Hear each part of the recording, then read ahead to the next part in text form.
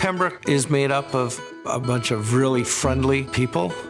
These are my neighbors, my friends that I've worked with for 20 plus years. They are craftsmen.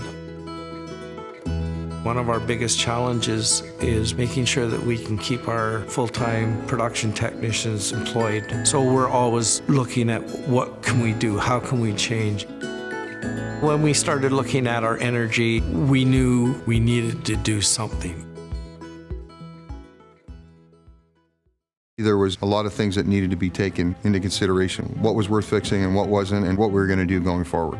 And one of the things that we knew right from the get-go is that we were spending a pile of money here on energy. So we set ourselves a goal saying we're going to save 10% on our total energy. We talked about how do we get people involved, what do we need to do to raise awareness. We do have a 12-month return on investment policy.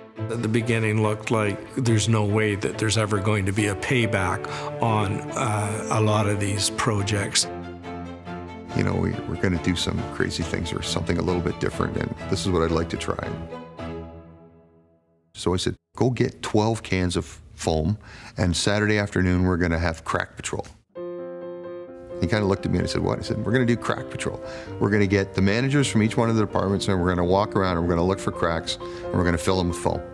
And people are going to ask us what we're doing and we're going to explain to them what's going on, but it's going to raise the awareness with everybody on the floor that it's important, that it doesn't matter who you are, we need to be focused on it.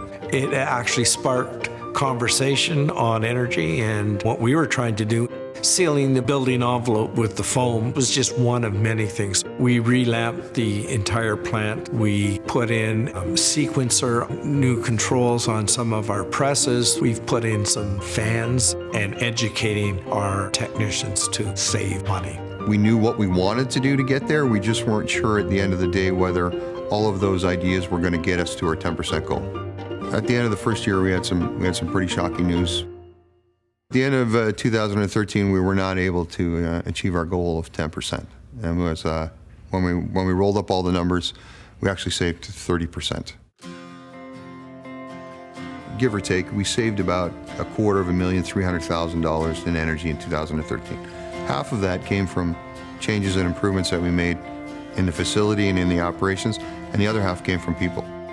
Next year, we did end up saving another 30% on top of that. We're not talking about $10,000. We're not talking about $50,000. We're talking about millions of dollars here in savings.